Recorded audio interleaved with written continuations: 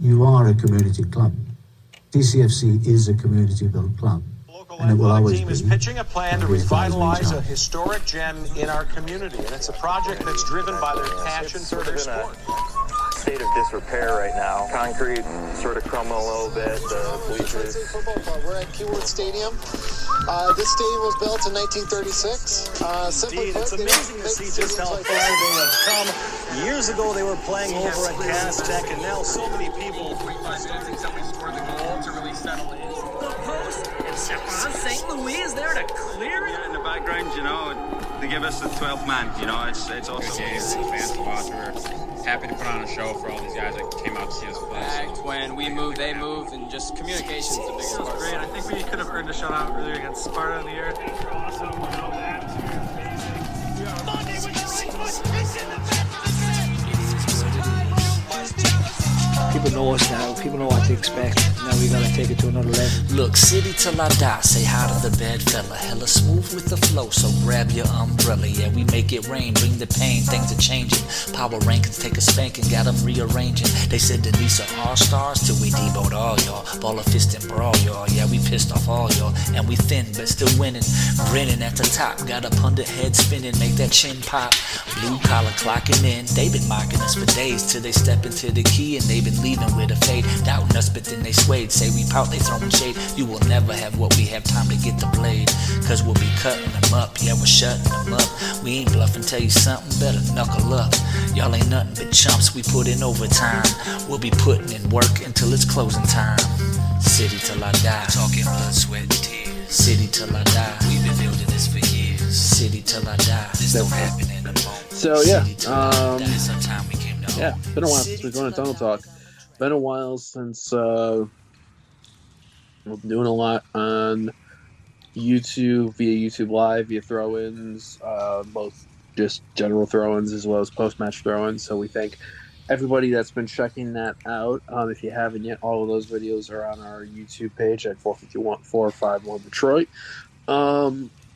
Shout out to just the gang in general and all the fun stuff that's going on for a Detroit City season that is continuing to go by relatively quickly. I think it blows my mind that we are now August 19th as of the time of this recording, just about 9 o'clock here, and we're already 2/3 of the way done with the season pretty much. So 2 months to go in this regular season, and then, barring any colossal pain moments,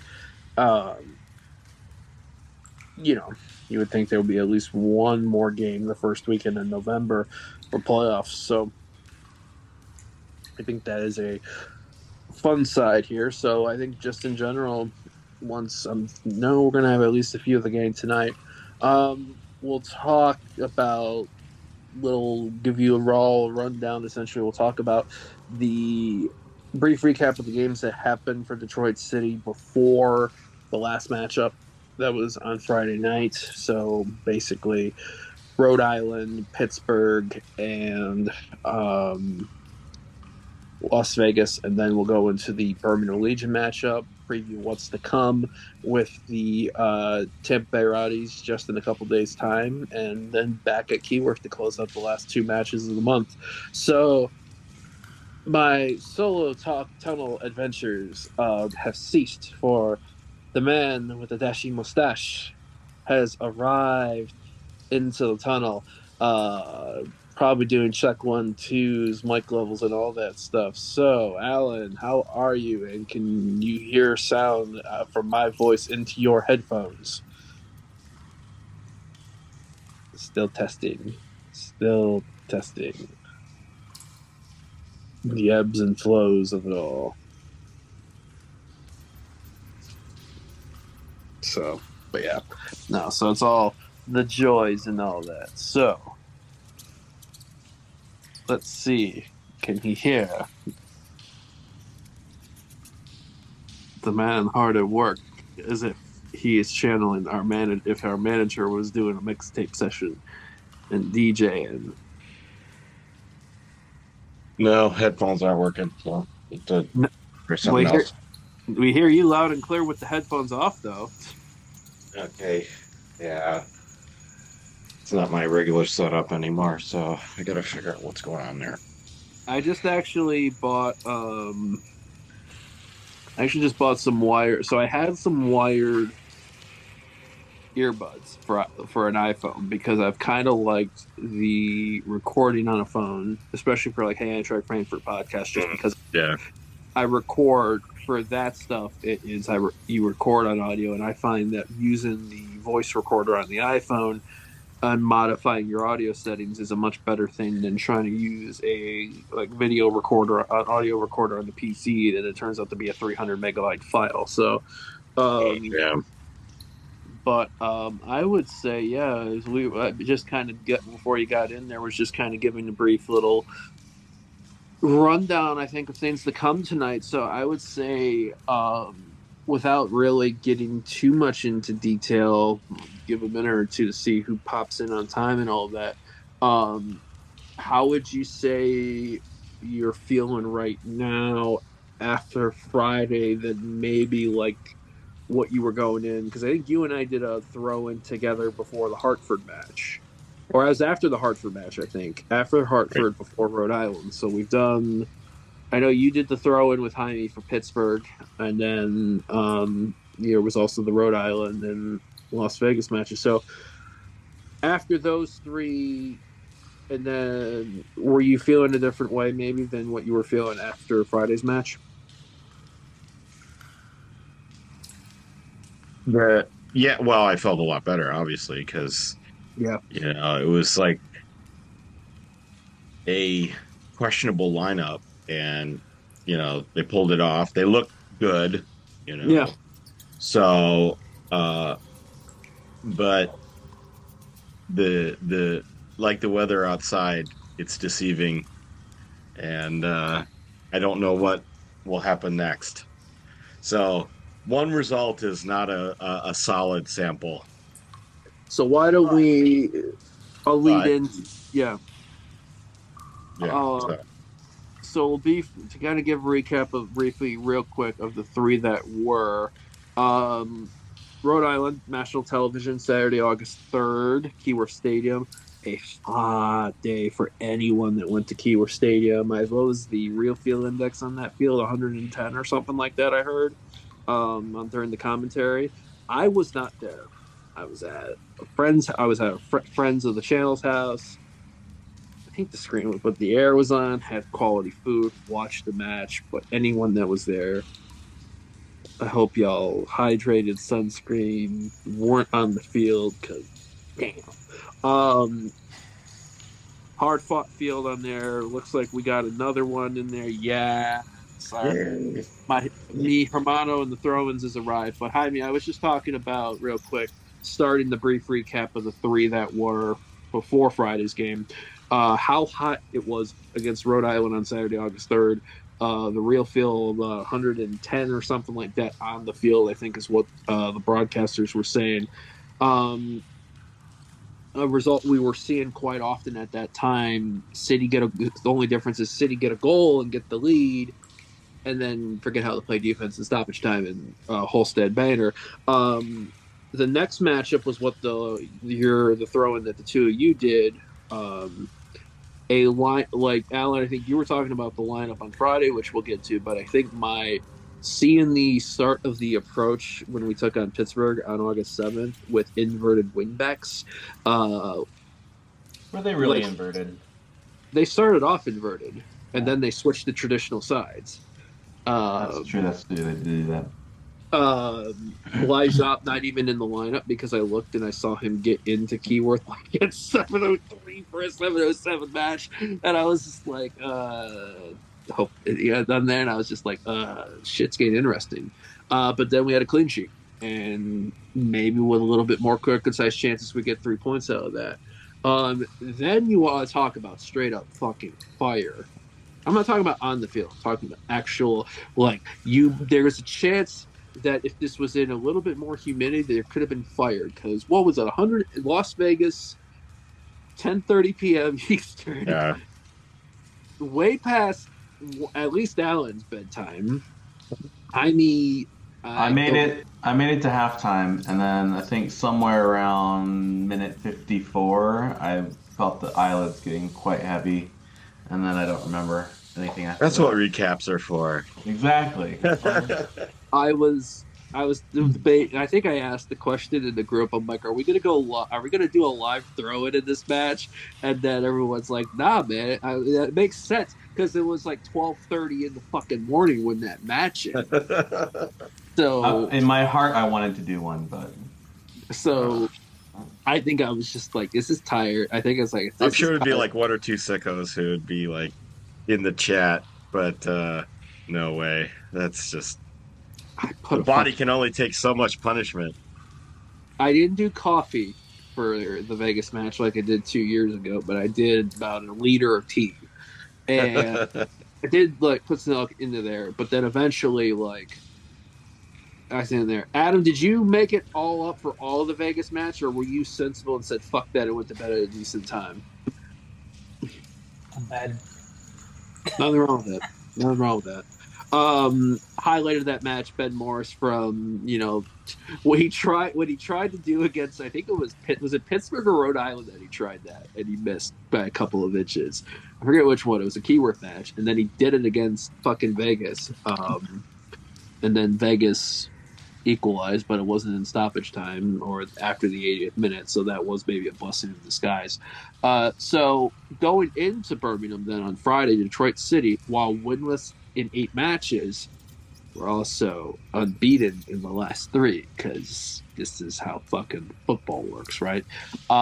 Taking out a side in Birmingham Legion, while Vegas was 105 at kickoff and low humidity, and I think the match ended at 102. I think it was in the high mid 90s and humid as balls. In fact, I went a quick shower shave before the match, and I come back and noted the chat, and I didn't see Adam's message about our throw-in being in shambles because they didn't. Now it was like, oh, this is not an 8:07 kickoff anymore. This is an 8:20 p.m. kickoff.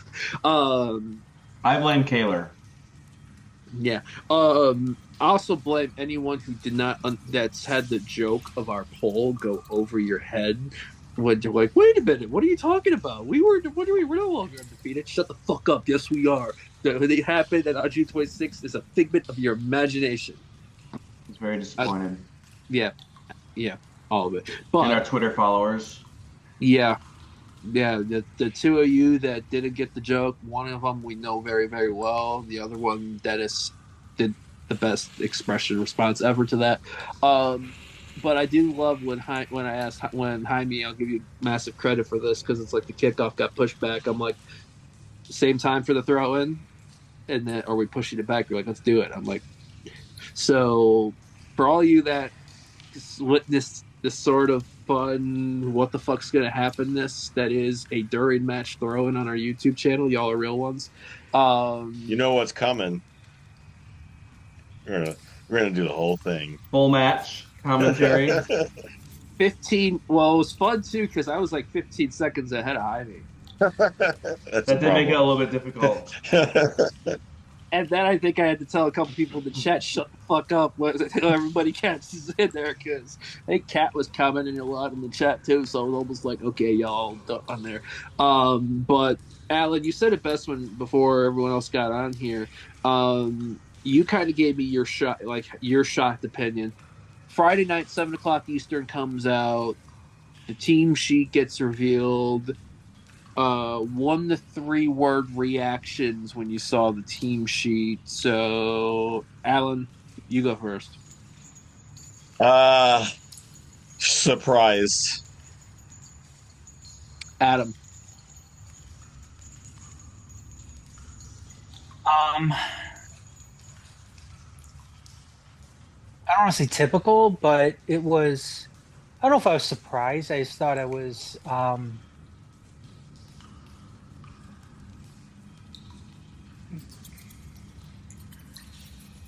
Acceptable. I mean, the only thing I'd like to say is, can we please fire whoever fills in the little the names on the formation, because they've always got it messed up. They never I don't know if Dichio gives them the paper, and then they're just like take all the names and like scramble them up as best they can. I will say this though. I thought they fucked up on the tweet because the tweet had the 4-4-2 shape, and then the app had the 3-4-1-2. But then you go and then you watch the match, and they actually did the 4-4-2. Stop make it fucking easy for us and have us stop guessing, because now we look like an asshole on the Major Detroit Twitter. Pendejos. The one 2 weeks ago was even worse though, when they had the Vegas one. Yeah, Ben Moore's at left back. Ben Moore's at left wing. You never know. Finally, we've seen. Why not? I thought that was an improvement, actually. So for those, you can see Dichio's just pulling shit out of a hat.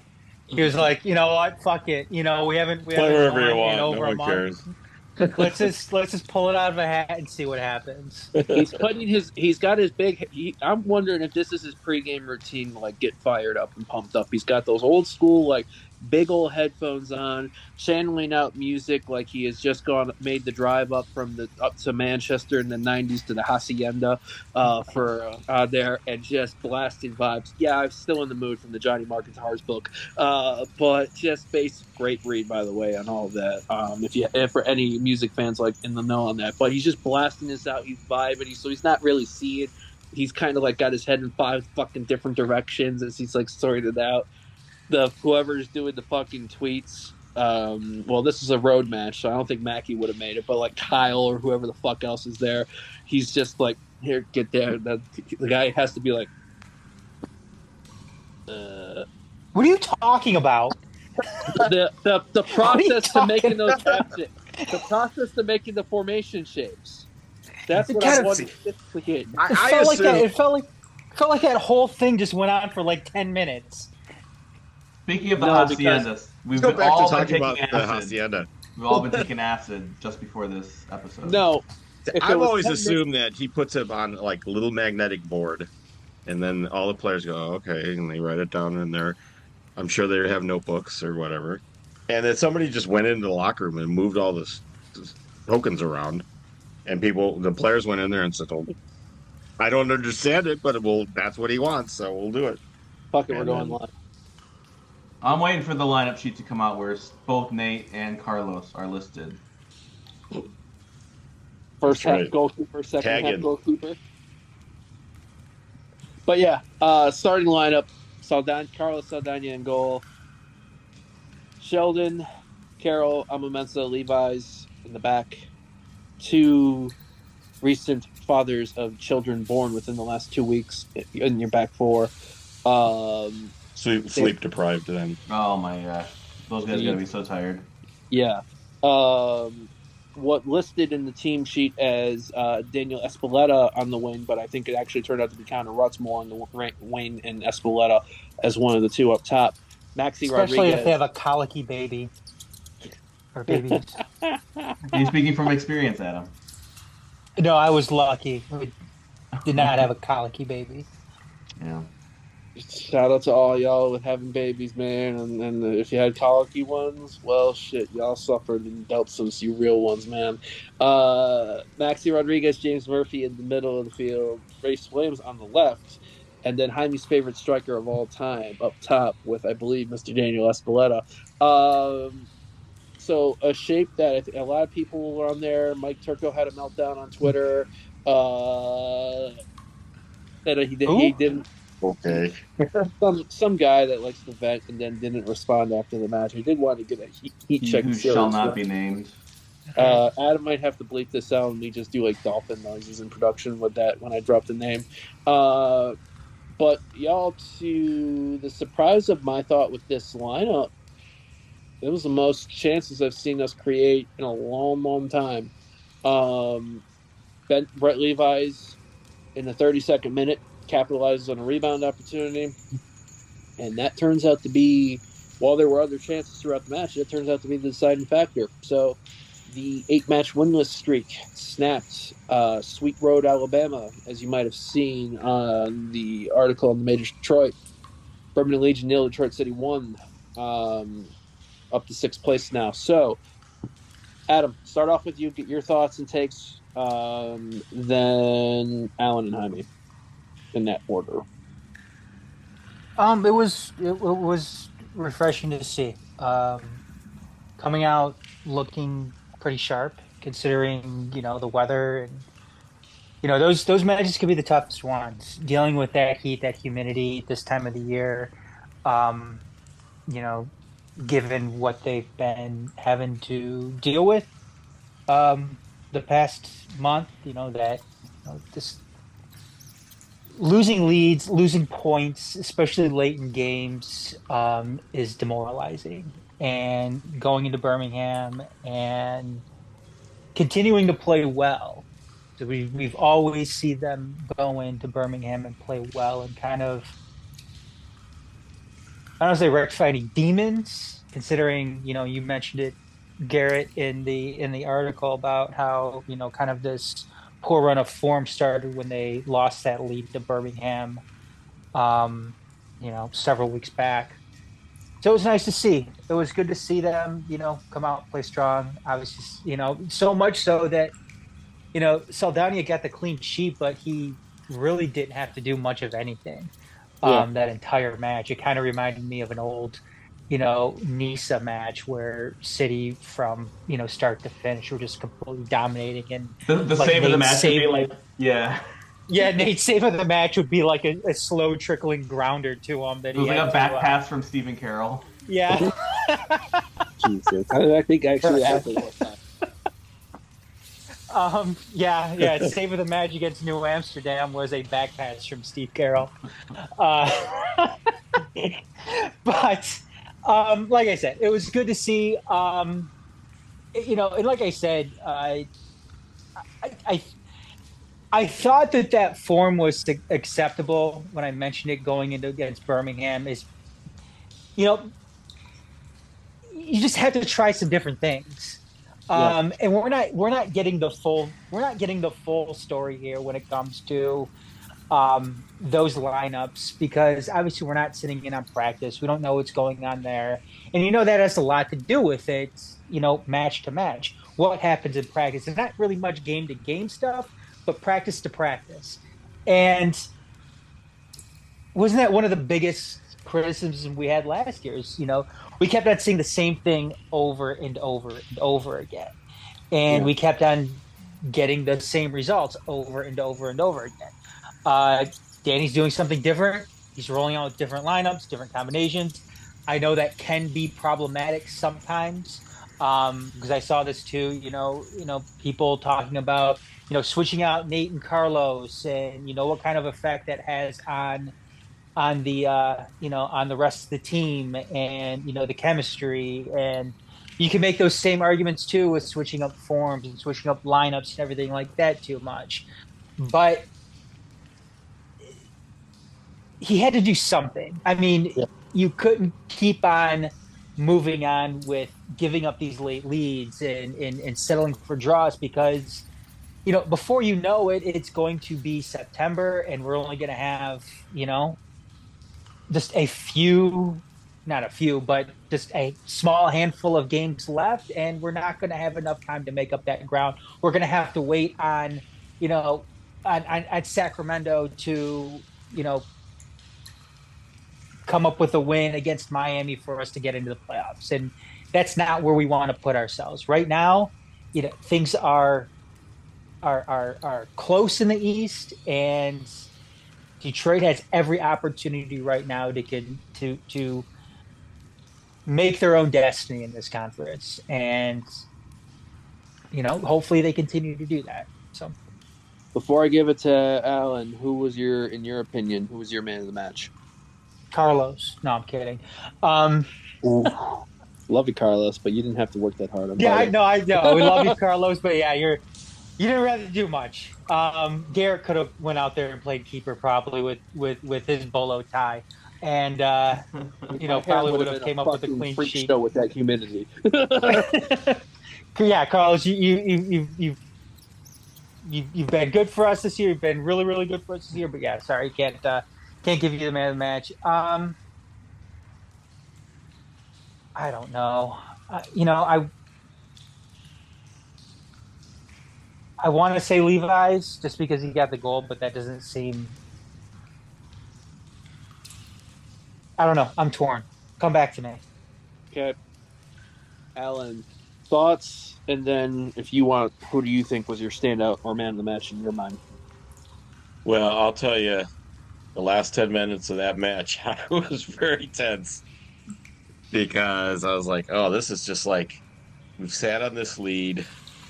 It was like the whole scenario was coming together like the last few games. It's like, Facing oh your man, fears all over again. I was like, they were pushing really hard to try to get an equalizer, and oh man, not again. And they put out a good defensive display at that point, and that was so refreshing. It's not like we've looked bad on the back line. It's just like there's been one or two mistakes that we get punished for, but over and over and over again. So huge kudos to the guys for getting to the finish line, and it makes a big difference. I mean, getting 3 points out of that game instead of a draw, that moved us up in the table. Yep. So it was, and given the other results on the evening or the weekend was the match day, that was helpful. So in terms of performance, you got to give it to Brett because I think he just really hustled all game long. Now he did get subbed out fairly early, 73rd minute or something like that. I don't remember. But it's great when we see this, like, these guys really stepping up and trying to dial in a much better effort. We occasionally see it from Reese. He has like a super game, and this was Levi's chance, and he seemed to have a little extra something that he brought to this match. So I was pretty happy at the end of that. It was a big relief to see it all the way through, and maybe that we can kind of build on that. You mentioned it too. I'm sorry, just 1 second, Alan. You mentioned too about the mistakes. But the back line, they're not really making a mistake or any mistakes, except there's just some instances too where they just happen to make that slight one, and it comes back to haunt them. And that's unfortunately it sucks. Given the position, that's one of the downfalls of not being able to score goals is you have to be perfect almost back there. And that's what happened to this team last year. The back line had to be perfect. They had that much more pressure put on them to be perfect because, the midfield and the forwards could not score. They could not generate any offense. And that's what we've been seeing with this team, the past, several weeks, is that back line could not make any mistakes. And if they did, it was going to come back to haunt them because they could not score any goals. The team could not score any goals. So a 1-0 win is good. We're happy to see it. We're happy to see that winless streak come to an end. But if this is going to be sustainable, they've got to be able to put more offense up on the board, because you're not going to have that same game every single week where Saldana is not having to do anything or Nate's not having to do anything. They've got to still generate more offense and put more goals in the back of the net. Great. Jaime, you and I kind of talked a little bit about this, and I think this also mentioned some of the questions people were dropping on our chat Friday night about, I think some people dropped in being concerned about only scoring one. I think at the end, getting a clean sheet on the road in a big matchup like that, especially to a team that, kind of did get dirty deservedly in that second half 6 weeks ago, is a sign in the right direction. What was it's been a few days since we last talked. How are you still kind of feeling the same way as you were on Friday? Some maybe even happier, something to be concerned about? And man of the match in your opinion? Well, I think I feel cautiously optimistic that maybe they're starting to turn a corner. not just in the Birmingham match, but in the last couple matches, they've been starting to get more shots, period. More shots on target. We're still not finishing at a great rate. I think it's 5 in the last 9. But maybe we're starting to find some answers. I think maybe on the down low, Daniel Espeleta has been kind of a key figure. I think he's been really good at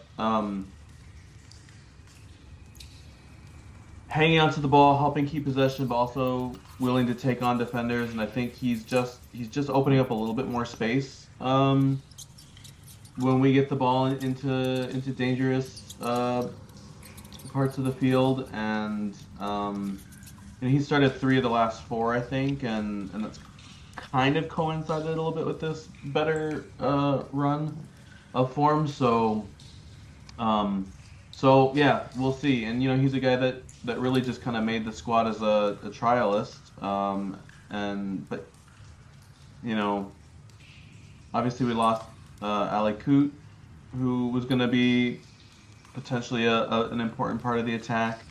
We've got this Cedeno guy who's come in and hasn't really done all that much. So maybe Espeleta is part of the answer. But we still need to have someone who can score, because it's still pretty bleak. Like I can't remember if we were. It's probably in the group chat, but Elvis almost missed some big chances over the last month. The same stretch of 3 or 4 games where, that's what we brought him here for, is to put those kind of chances away. Yeah. And so I think we're still looking for the center forward, but fingers crossed. Just to go back to Brett for a minute. He actually played the full 90. He didn't get subbed out, but he was the FOTMOB player of the match against Birmingham, and he was also the player of the match against Las Vegas. So that's 2 weeks in a row. Yeah. So maybe he's hit some form. And I think you made a good point there, because I think Danny Dichio in the post-match comments in the club video talked about asking Brett to take more of a leadership role in this team as someone with the veteran experience, and somebody that can, when he joined last year in the trade that brought Dario over, we were glazing about how much of a heat map he covers. And unfortunately we got some of that, but he was hurt a lot last year. He was hurt when he joined Detroit from Tulsa. He actually got hurt against us in that when he was with Tulsa in May last year. So for him to have this good run lately and I think what was the Vegas match, you can tell him and Ben were talking. I don't know if it was at halftime or during a water break about coming up with a plan, and you're seeing what I think you're seeing, and talked about how this team didn't really put crosses in. We're seeing balls in the box. We're seeing wing play. And for a team that we were so hell-bent earlier in the year, and I think this was when we were at our best with this when Elvis was healthy, possession, hold-up play, intent. We've kind of sacrificed some possession, but in exchange for that, because we've gone more north-south, we've created chances, we've taken things. Now, I agree with y'all, we're not. Ironically, going with a more workman-like lineup has led to more chances being created, but because it's also a more workman-like lineup, we're not yet getting the flow of goals in yet. Adam, did you think, who do you wanted to put for your man of the match before I gave mine? Just be different, I guess I'll go with Reese, but maybe you know what they say with Brett, though. I mean, having kids changes a person. So I'm not sure if that's his first or second, but yeah, dad strength, man. Having more kids changes a person. Oh yeah. Jaime, you trains the life out of you. I'm surprised. You went Danny Espeleta. You should see Jaime's hair in the beginning of the day. It's all down, but I know it's limp. This is the kids. It's limp. Well, usually he's tearing it up towards the end of the day. That's why it's standing up at After 6 p.m., it's all the way up. You gave Jaime. You went Danny Espeleta, which I think is a great one for. Just because I think he's taking advantage of the opportunity and like on there.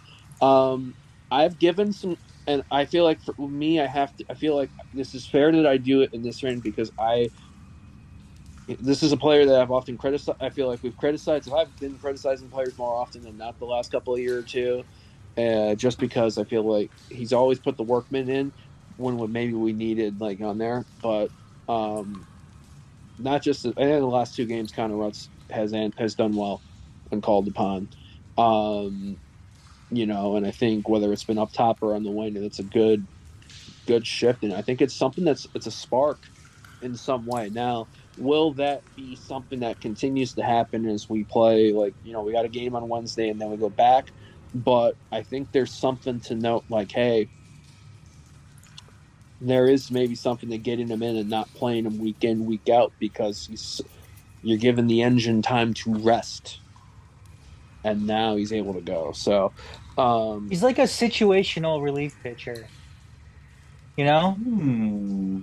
Like he only comes in against lefties. Yeah, I mean, he could be like a situational lefty, or I think the Connor hate too has jumped the shark a little bit too. I mean, like you're alluding to, Garrett, he's not playing every single match like he was last year, which he shouldn't have been last year. No. But he's playing in spots now. That seem to be suiting him and his ability. There's nothing wrong with that. I think that's a responsible way to approach a player like Connor. Yeah, and I think also too, getting the minutes. I don't like some of the subs. I think Mike Bryant came on late, but then Elvis. They completely switched out the top 2. Elvis and Victor Becerra came on, and I think Victor looked really good. Maybe a little bit more contact in that foot. It's 2-0. Alex Villanueva had a moment.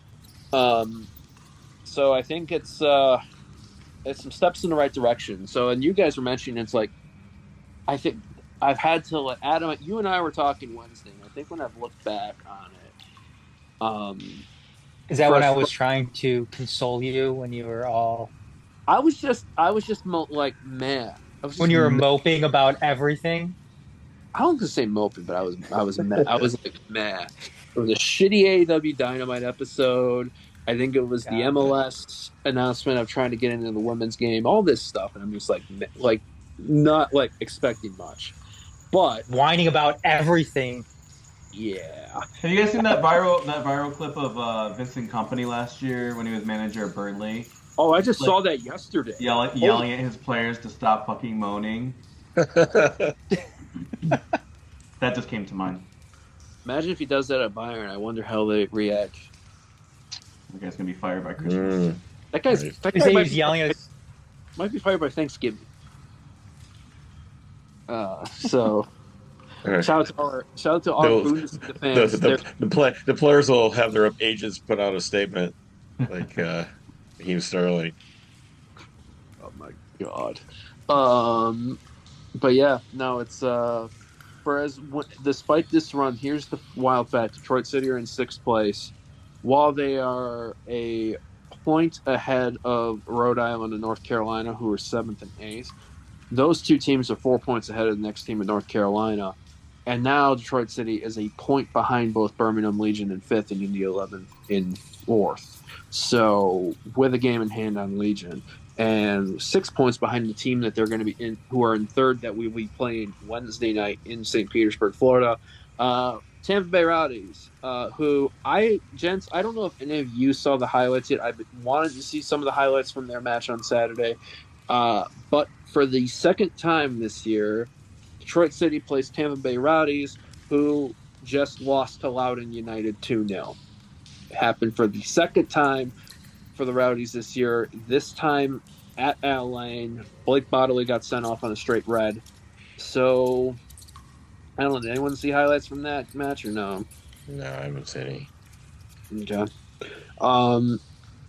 So 7:30 p.m. Wednesday night, Detroit City win puts us in fourth going into the weekend. A weekend that sees Birmingham Legion. I think Legion have to play Riverhounds, and India's got to go to Las Vegas Lights. So, are we feeling? How are we feeling about this one? Do you guys feel like it's going to be the same exact 11, or do you see 1, 2, 3 moves maybe just because keep everybody fresh and maybe to be specific on the team that we're playing? Alan, I'll start off with you on that. Yeah, this is going to be a tough one. Our record against the Rowdies is not great, and on one hand, I want to say, yeah, we're going to see some different faces on the lineup, but the last two lineups have done better than previous, so it's going to be a hard decision. I'm looking past this game, to be honest, to the games that follow. We've got a stretch of games that should be winnable. So I'm gonna kind of like not fret too much about Tampa Bay. I think that's definitely the away game rules there. If we can get a draw, that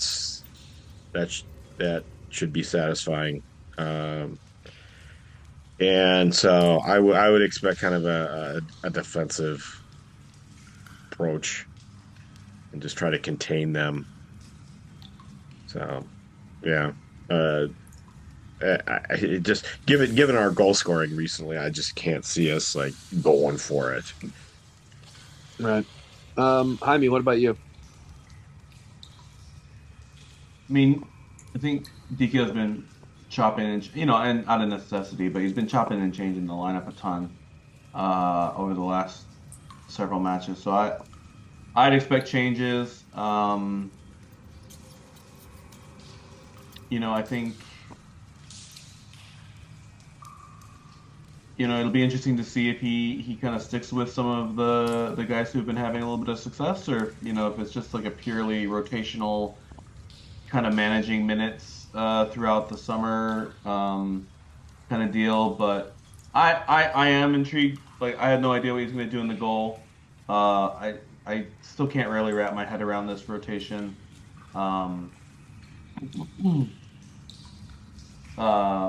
But yeah, I mean, I think like you can count on Carroll and Amu Mensah to be in there, and Maxi, and you'd think Levi's from form, and then after that, like, who really knows, But yeah, I'm not.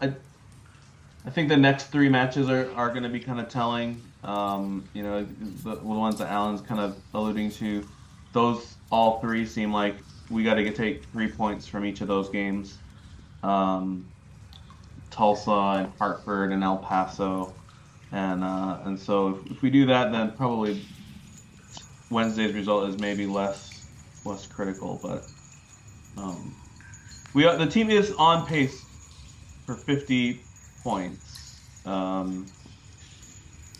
and I was looking back. So 50 points has always been good enough to make the playoffs. So that gives me a little bit of comfort. But yeah, I mean, obviously we want to try and keep the momentum going. So at least hopefully we put in a good performance and can come away with another point on the road. Adam, what about you? Seems like a perfect opportunity to kind of channel Red here. Be like, well, I'm assuming that they're either going to be playing Nate or Carlos on Wednesday. I'm guessing they're probably going to roll out with 11 players on the pitch. You might see Maxi. Maxi will probably be starting. Maybe he might come on later on in the game. I don't know. And the whole key is maybe to score more goals than the other team.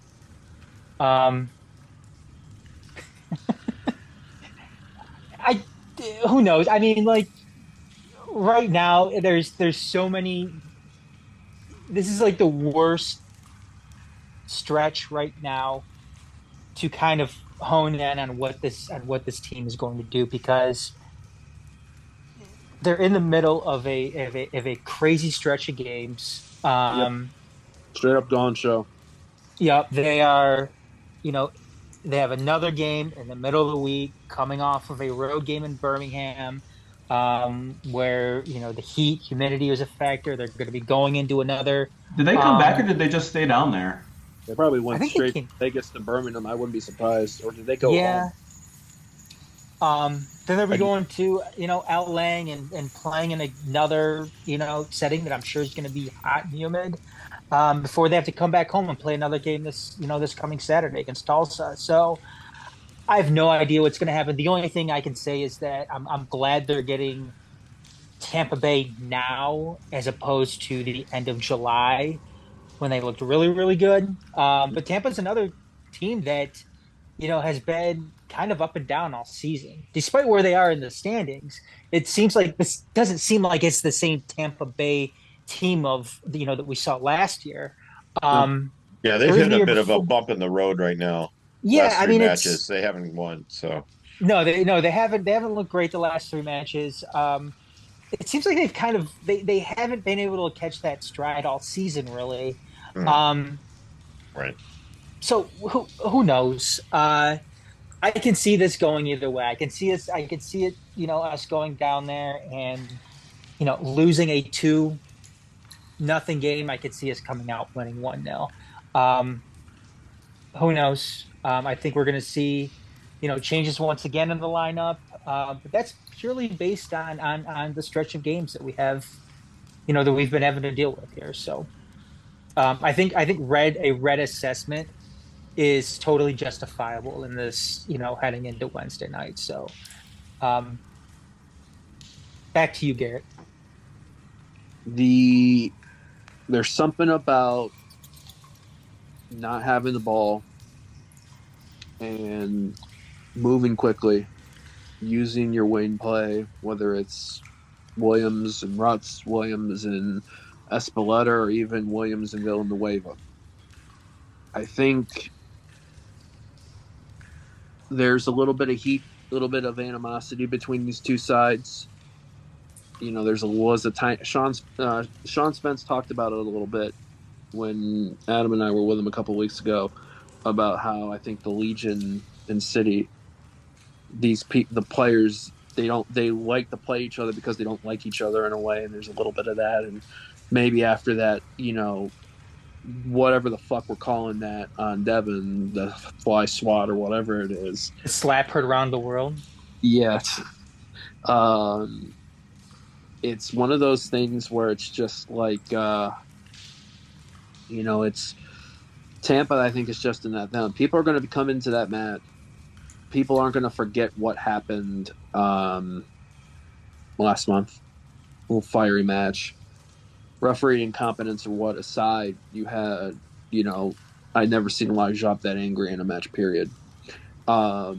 Weather-wise for Wednesday, what it's looking at right now in St. Petersburg, it looks like it's a high of 90 degrees during the day, 20% chance of rain, winds southwest 10 miles an hour. So in the evening, it's a typical Florida day in August. Looks to be looks to be around 80 or 80, 85, probably around kickoff. So there's still a hurricane. Ooh, shit. Hope not. We'll be expecting a kickoff delay until the hurricane passes. until next week. Did that until the eye passes over and they have about 45 minutes. Hurry up! What was that Charleston match we did last year? That was like, what, a 10:45, 11:45 fucking kickoff? Oh, my God, yeah. Oh, that was messed up. They should have postponed that one. Yeah, that was ridiculous. Even Nisa would have postponed that one. No, they probably wouldn't. No, they wouldn't have, because remember how late they played in Maryland that one time? Oh, yeah. Was it like Cyrus? Like they're like shooting hoops or something in that gym? There was Oh my God. 3 hours delay. They scored 3 goals in 30 minutes. The Storm to make it 4-0. The Storm happened again. They're like, all right, fuck this, we're done. And then they ended up losing to Reese and Stumptown the following week, didn't they? Yeah, they did. But much like Birmingham Legion, we made amends on the road. Sweet home North Carolina. Fucking Reese ruined our whole perfect season that year. That's right. 18. Stumptown. My thing before I talk about that on Wednesday more, because we talked about Stumptown, my best moment of Stumptown, this is the shout out to Gus Macker, because we went to North Carolina for that Detroit City Stumptown game. All I think of Stumptown is they had a guy, I forget what player he was, but he wore 18, and all I could just think about is Gus Macker. He is like, I have to find somebody for the game. And just every couple minutes, and I'm like, hey Gus, what about 18? You bitch 18! Just fun times and all that. But Wednesday, I agree with Adam. Good time to get the Rowdies. A little bit of hatred. We're taking at least a point on Wednesday. If we get 3, even better. Going into the weekend, getting 7 on a 3-game road trip that was lights, Birmingham, Tampa. Great. You got 4 already. That's a good amount. But I think we're getting at least 1 on Wednesday. Nate played his ass off against Tampa last month.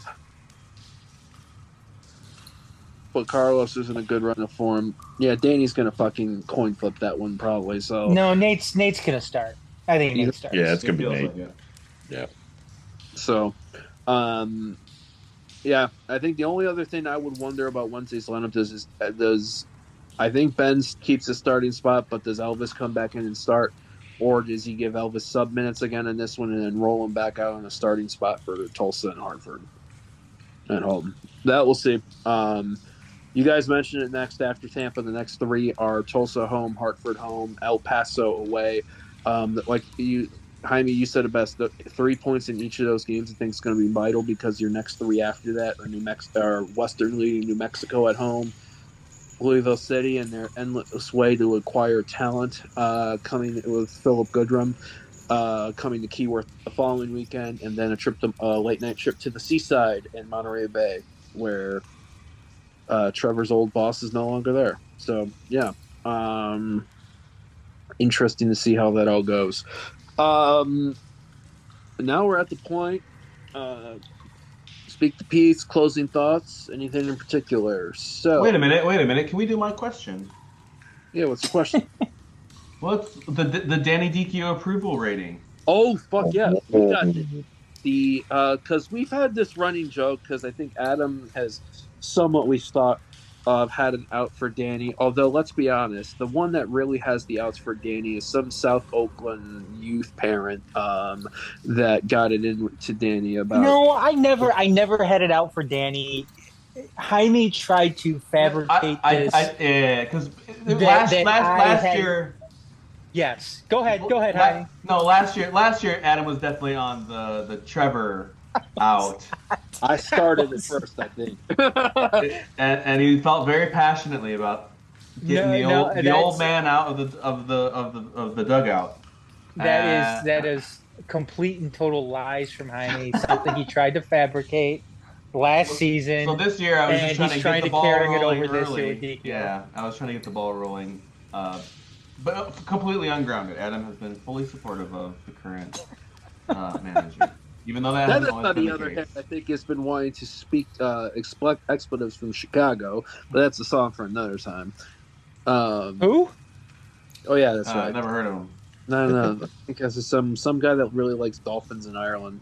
So the scale is 0, which is sort of Dichio out, all the way to 100, which is I want to lick Dichio's face. So where does everyone lie on this scale? You go first. Me? Okay.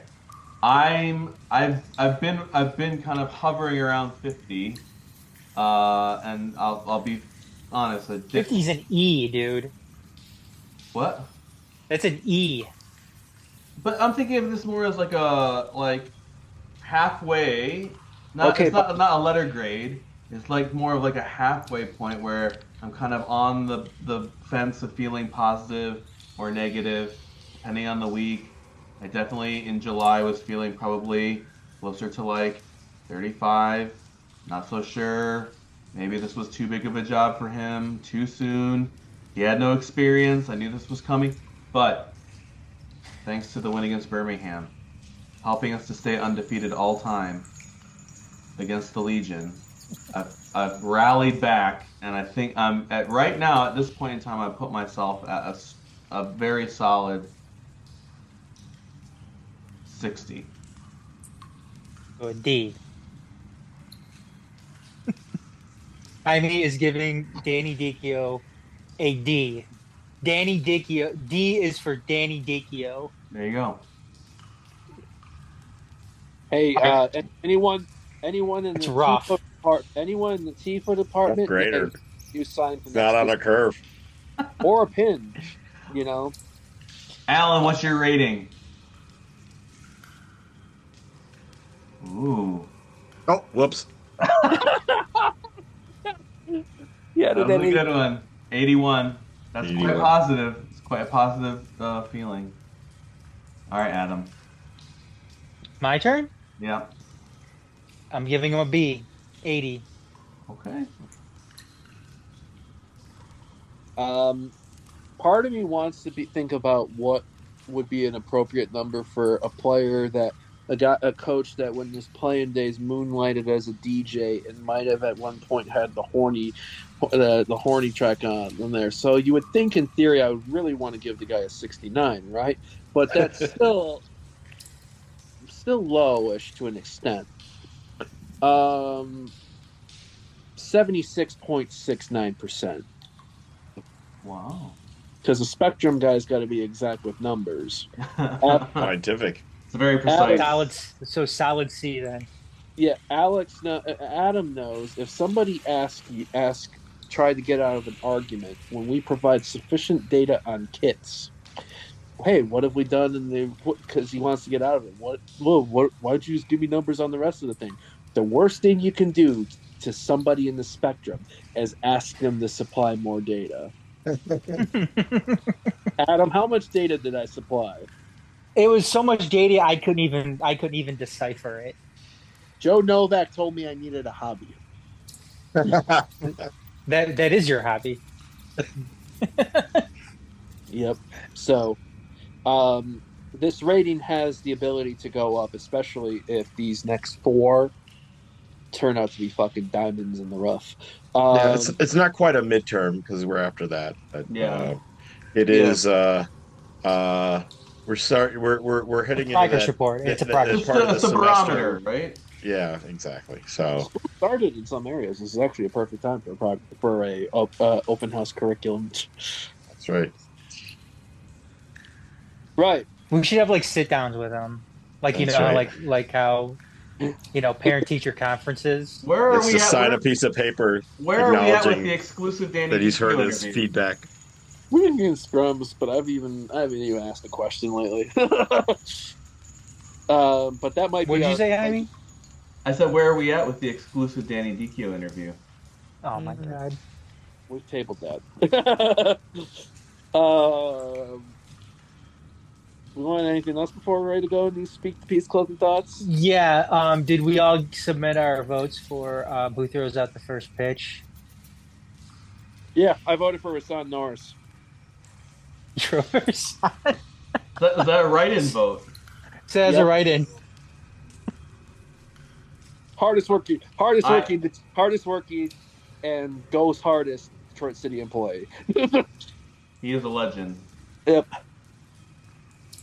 I abstained from voting, but I would have voted for Friendly. I've written that in. Adam, what's your stance on Friendly? I hate that bear. I fucking hate that bear so much. To quote Adam specifically, "Fuck that fucking bear." That would be a 0 on the approval rating scale. Ooh. Yes. Minus on the approval scale because he probably could if he probably would if he could. If it was pre-COVID friendly, then yeah. But it's not pre-COVID friendly. Pre-COVID friendly definitely would have gotten to 69. But yeah, I mean, because that's the appropriate for the bear. 69.420. Alan, Garrett, did you vote for anybody? I already said who my vote was. Oh yeah, you said Rasan, yeah. I don't remember if I voted or not. It was of such little interest to me. I may have voted. I may not have voted. If I did, I don't know who I voted for. I mean, why would we pick the one guy that played baseball as a youth? You know, what were even the choices? It was Michael, Alex, Villanueva, Nate, Carlos. Who? Carlos? Carlos was there too, I thought. No, Carlos wasn't on there. Carlos wasn't on there? Victor was on there and Reese. Villanueva was the baseball player growing up, right? No, it was Michael. Michael had very, very good mechanics. Oh shit. Nate was okay. Of course, the mustache. Yeah, the mustache is definitely a baseball. Reese was awful. And then Victor didn't look good. That video that the club did. Yeah, he made 0.00 of his pitches. Yeah, Reese looked awful. Best about Reese, SEC cornerback.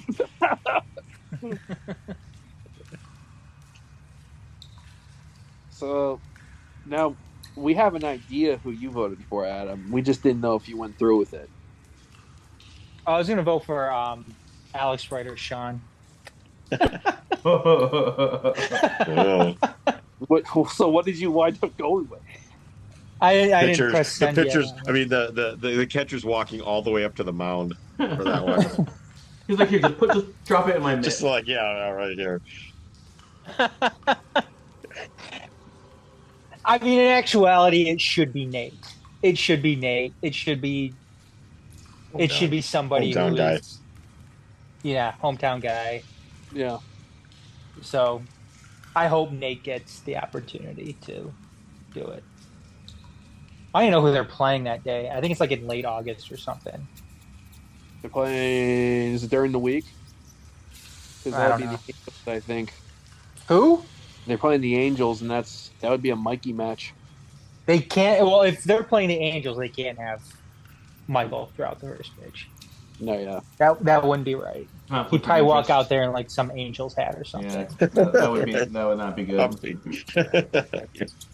I think he's an Angels. I would think he's an Angels guy because, Orange County and all that. Yeah, right. Yeah. There's no way he's a Dodgers fan.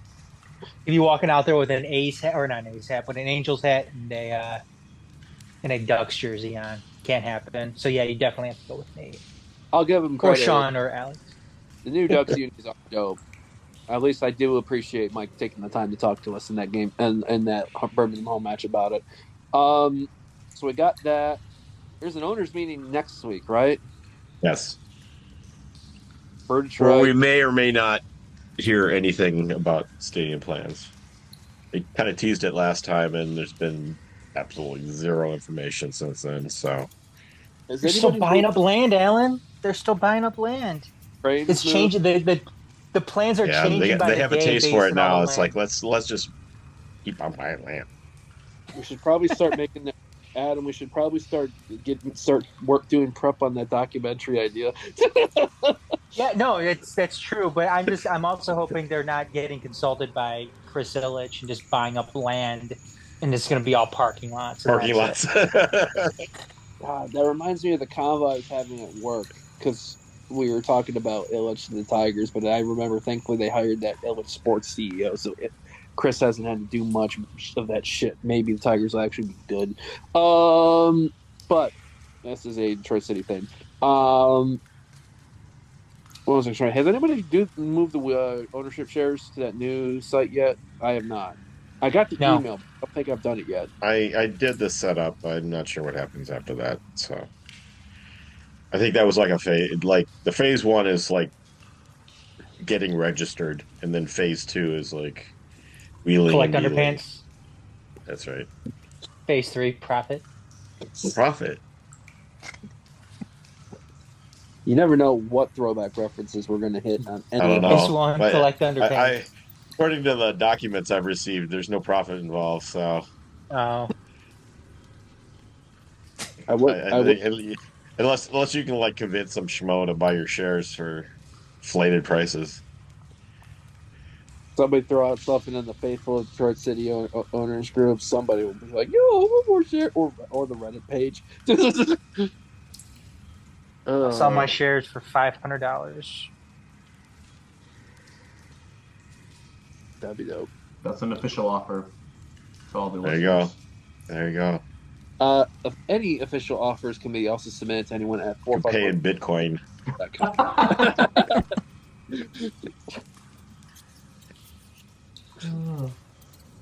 A lifetime supply of a monthly credit of Schrodex for the rest of this home season. Actually, paying a Schrodex sausages would be pretty cool, actually.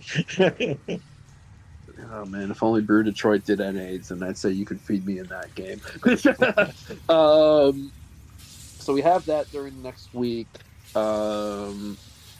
I think there's nothing yet officially announced, but it sounds like there's gonna be some good things coming up for the women, potentially in the fall. Indoors. But things are still in place. I'm sure where you're going with that. I mean, no, they're going to play indoor. Well, I hope not. December. I hope not. Please do it in the winter. Don't do it in the fall. Media us loves it. Supporter people, give us a break. Yeah. Best thing you said to Sean Mann on his birthday after we beat Indiana. You're fucking killing us. All right, speak of peacetime. Speak of peacetime. Adam League. USL Super League. I don't know if anybody else caught any of the matches from over the weekend. It seemed like it was a rousing success, though. Good crowds. Fortunately, had 2 draws and 1 win. Yesterday, I think it was Tampa and Dallas Trinity that played to a 1-1 draw. But I think you hope that it has staying power, and it's a really, really it's a weird situation considering you have 2 Division I leagues in the United States. One playing, that, what is it? Is it spring fall? Is that what it's officially called? And the Super League plays what, fall to summer or something? I'm not quite sure. They have the international calendar for the Super League, which is the only league in the United States that follows that. If I'm correct there, but it was really, really cool. I thought it got off to a good start. They seem pretty ambitious. They want to go to 20 teams by 2026. That's only less than 2 years away now. So you have to assume that Detroit is going to be among that. Among those remaining teams, where they have 8 teams right now. So you have to assume maybe that Detroit City is going to be part of maybe that next batch of teams that gets announced. I hope so. It'd be very, very cool to see. Aside from City going all year long, that really would make it all year long. Yeah, it would. Yeah, it would make it all year long. Yeah, it would. Yeah, it would be starting now. And ending never. And ending never. I mean, the women's season would be ending in June. I'm assuming they keep their W League team as well, so that would start off in May. So plus indoor. Oh my god. Oy. Yeah, that would be nuts. But yeah, Super League was cool. Very, very cool. Jaime. Do I have anything worth saying? You gonna give any props to Ben Morris at all? For I would like to give props to Ben Morris for scoring. What is he up to now? 4? Yeah. 4. do you owe Garrett He needs Del 3 Taco more. yet? He needs. Doesn't he need 4 more? No, I know he does need 3 more. 3 more. So 3 more. How many games are left? 11. Yeah. 3 and 11. I feel like I'm safe on this bet. Dude, he scored 2 in the last 4. Yeah, but how many before that? 2 in like the previous 20. Did you see how many shots he had on Friday? He wants to give me Del Taco, bro. That guy. Yeah, but did you see how many he missed on Friday? That's happens. But lovely goal.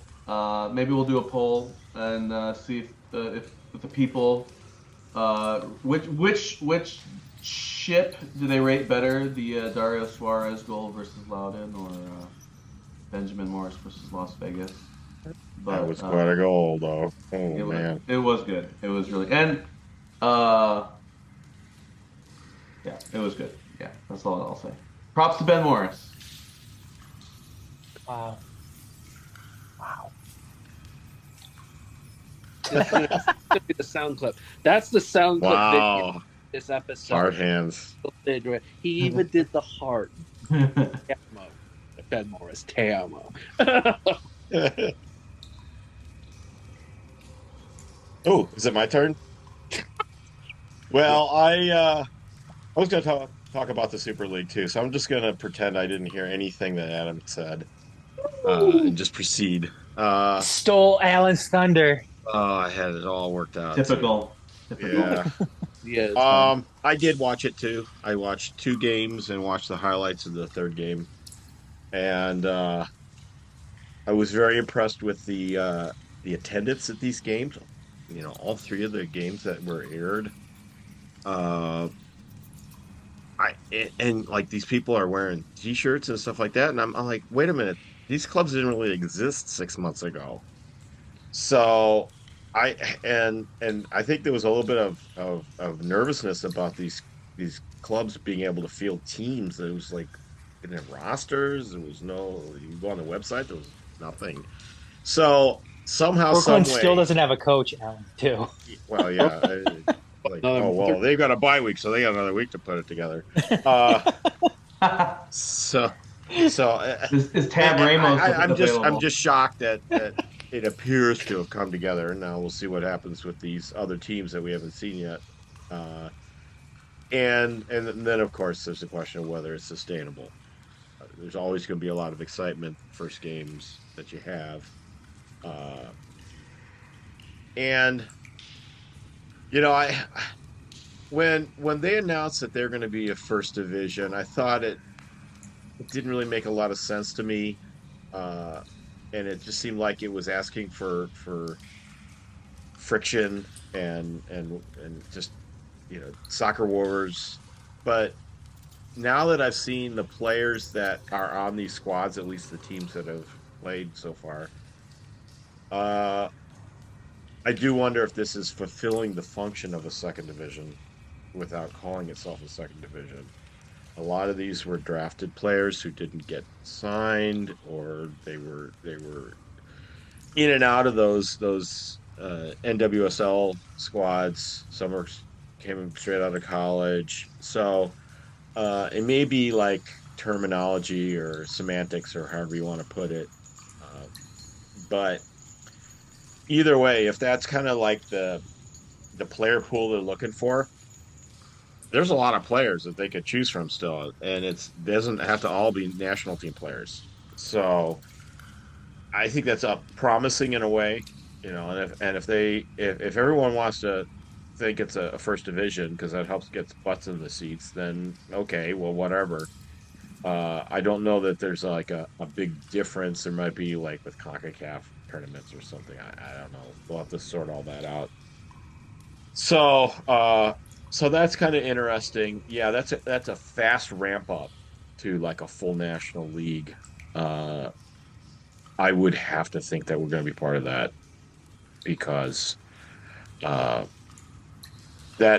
a short timeline for all this stuff to come out of the woodwork, that aren't, things that we already know of. And I think there's like few that are kind of on the boil right now. They just haven't like done the full announcements and stuff like that. So we'll have to see.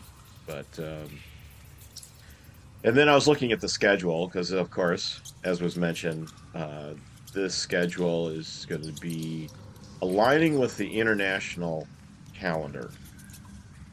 And for the first time, really, at this level, I think there's been some like UPSL men's leagues that have played during the winter just because they're in Southern Cal or whatever. And it looks like that they're going to break in December for some period that they haven't really said. They've got games going through December 14th. Damn. And at least through the games, so they've got 3 game weeks, or like 2 game weeks in December, so the 7th and 8th, and then the 14th. All those games are what we would call in the southern areas, So I think there's going to be some geographical scheduling. How they pull that off with like more than 8 teams, that's going to be tricky. But I mean, when would they start? Like, they would have to start early February to get the schedule in. I assume they want to wrap it up in May, have playoffs in June, and then some break for the summer to align with the calendar, all the tournaments and stuff. So, yeah, and I think once they can once they can clearly show that they can pull that off, that might open up other clubs. See, we're kind of like testing the theory right now of whether you can do a calendar, have northern teams that can deal with the weather situation. And the only way we can deal with it is through geographic scheduling, because there's no way you're going to play a game in Minnesota.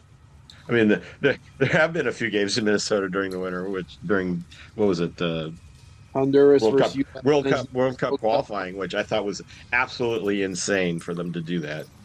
But those are one-off games, and you're going to want to play a whole schedule that way.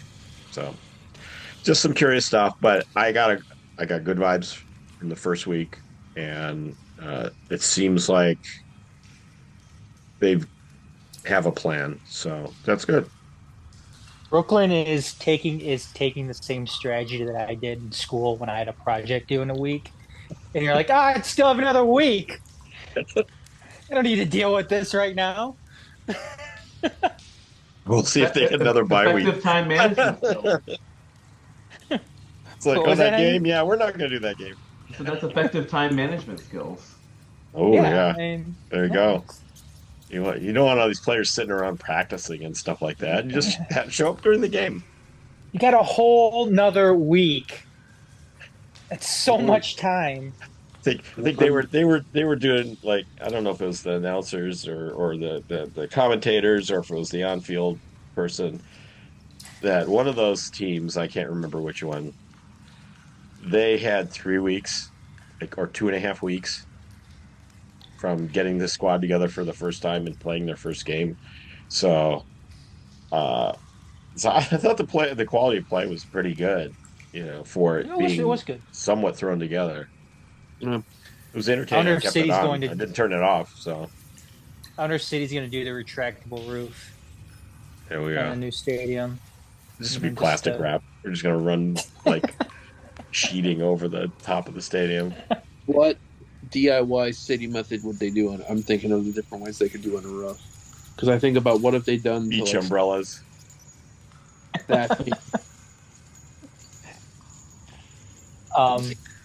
What's the stadium in? Is it in Spain where they have the pitch come up from underneath the ground? Yep. Oh yeah. Bernabeu. Is that Real Madrid? Yeah. So yeah, I mean we could do that here. I'm sure that little feature in Real Madrid will cost more than our entire new stadium is going to cost. Super League has me very curious. Like I feel like a 10,000 in Memorial State in Charlotte, a full ground. When I did the Independents even do that when they were in USL Championship? No, not remotely. So I think that's really cool. I think I'm not sure the Courage even pulls that much in carry. So I think so I was just a little surprised because that was a very healthy turnout there. So I'm looking at and I'm wondering too, you're offering. I mean, you talked about more room for players to play. Like Tatiana Mason she was training. She had a tryout with DC, which I think is what ended her Detroit City summer. She was had a chance to try out on this. So I think about all these a lot of these players that are out of the. And also when you see your Lily Jacobs and. Well, there's so many American players that go abroad. Kind of wiped out in Hungary, and I mean, but I just know because I follow Bowling Green, obviously. But like Maddie Wolfbauer, who actually played this summer for Detroit, she's over in the French second division. I mean, there's players all over the place that could, in theory, come back and play here in the States. So, I think it's and I honestly think too. Because I know when Sean was with us on our crossover episode last month, I think he wanted to be cautious because you guys have mentioned it, new league, can this be sustainable? But I honestly feel and when you talk about the ongoing, I feel discussion about women's matches and attendance, if we get that when that announcement comes, because I don't think it's going to be there will be a win announcement, but the timeline by 2026 caught me a little bit off guard when you guys were talking about that in our chat this weekend, and that really made me think, because I was always going to be when we announce it, it'll be when the new stadium's ready. However, if they want to be 20 teams by 2026. And we're already in their damn advertising. We don't even have a team, and we don't have a Super League team yet. Are we the Well, second? it could be that we're announced and not playing yet. So exactly. That's another possibility. As long as they can put up a map with pins in it. Yep. That's all they want, Alan. They just want the map with the pins. But I mean, what's to say? So by 2026, right? But in theory, that's the 26-27 season, right? So.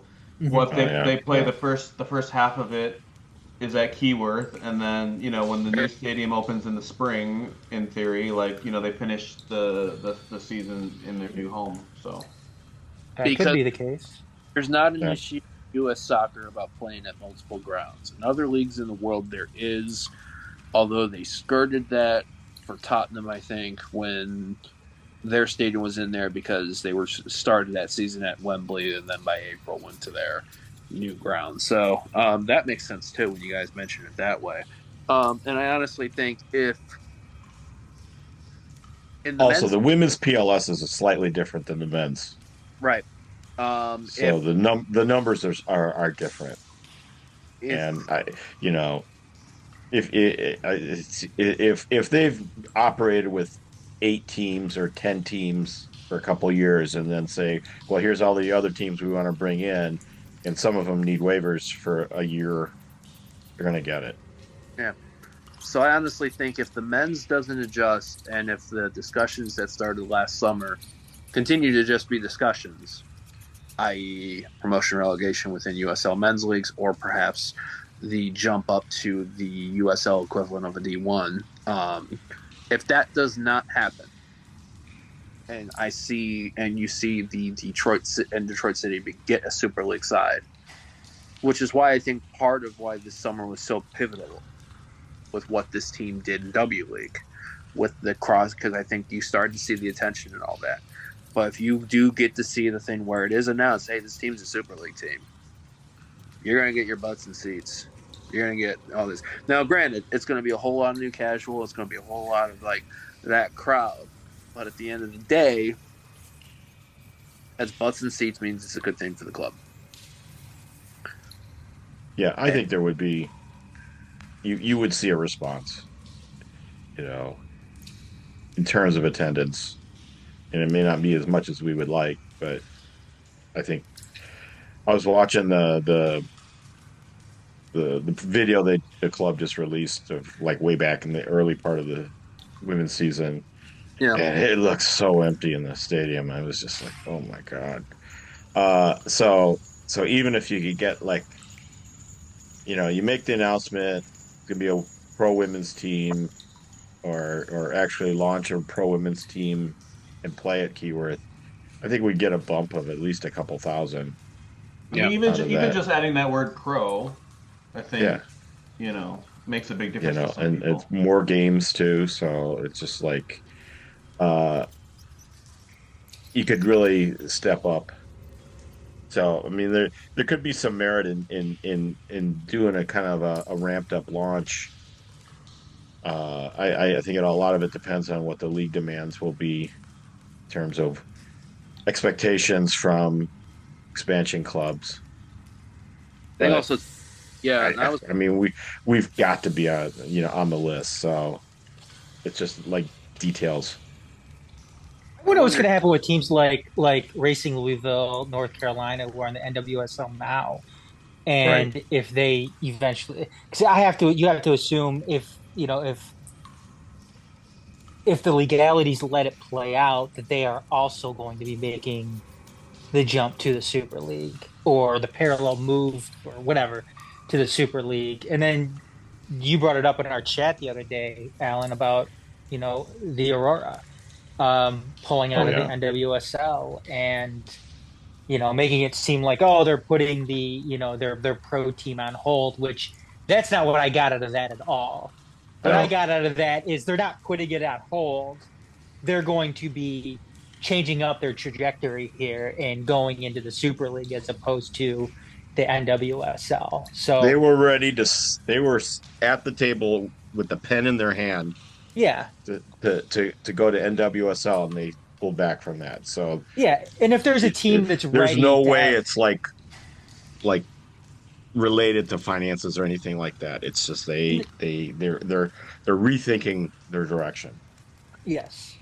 So I think part of what is going to be key also too is I want to pay attention in now that it seems Alan, I think you talked about soccer war stuff. Obviously there was that talk of, which is just it's just talk right now for the sake of talk right now, but I want to see if it becomes more than that, of if they're saying MLS does try to go into the women's game, does that mean their own league, or does that mean NWSL falls into their ranks? 3 first divisions. Go for it. All I'm saying is, if you're going to have all these teams in the women, give us a damn cup. Right. You know what? It would be easy. I'm telling you right now, you would think it would be easy to acquire the NWSL because you're not dealing with individual clubs. You're dealing with one single entity league. So you buy one, you buy them all.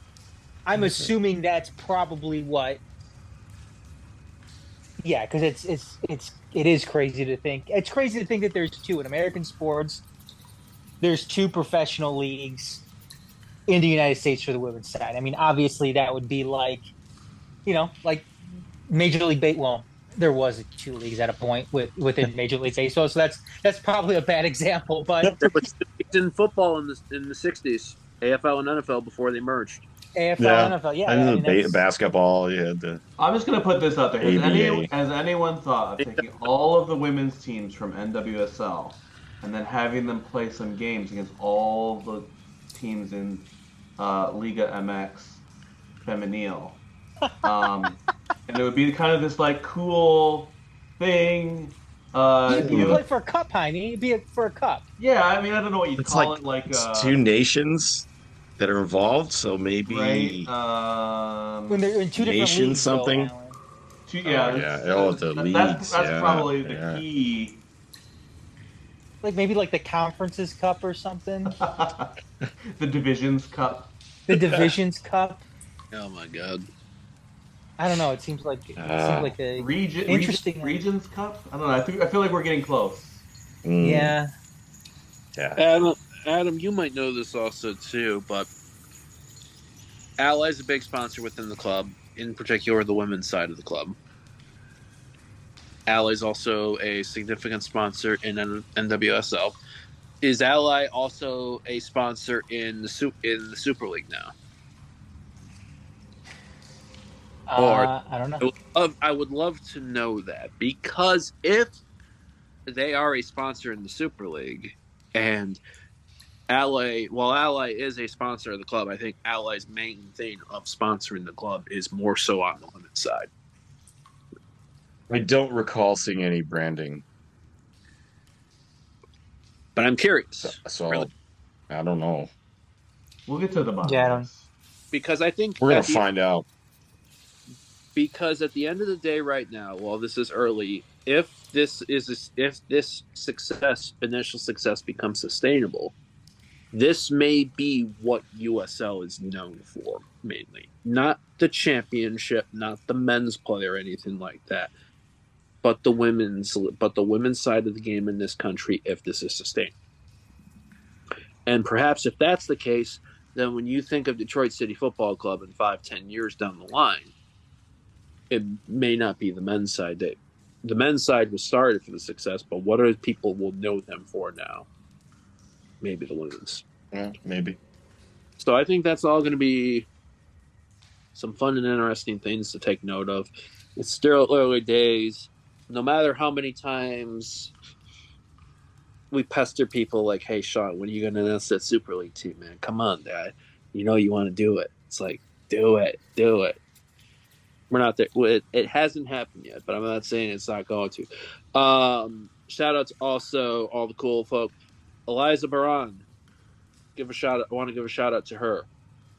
Running drills, not just for the women's team, but also the men's team as of the last few matches. So, Jaime, you brought that to our attention at Rhode Island. So thank you for that. I think it's exciting times for that. I'm very curious to see how all of that goes in. And also shout out to Dwayne and all the women's folks. Again, it was, like I'm telling you, it was a hell of a season, and I think it's something that I'm really excited to see what this means for this portion of the club, both in the indoor and the outdoor side of it. So,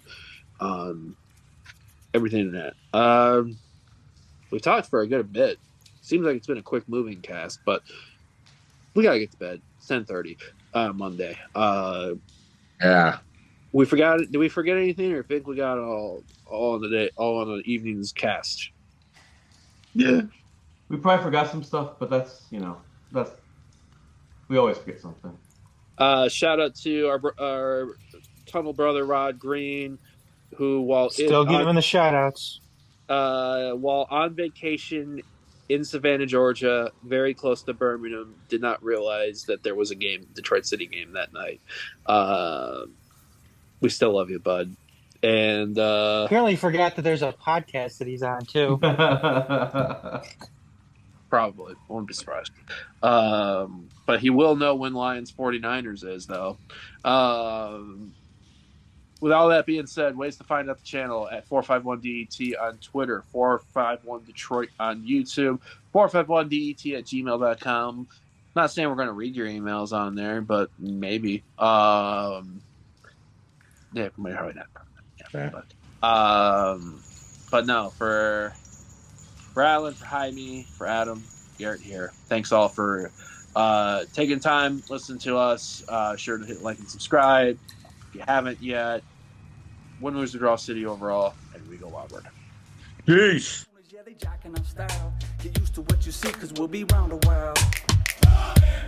The rules on the scene, wipe your feet when you creep through the gates of Key. We holding the crown. Many enter our grounds, but they get pounded down. Let's turn around. You enter through those gates, you face your fate now. Come take your shot. Many come, but they don't leave. They cleave to what we got.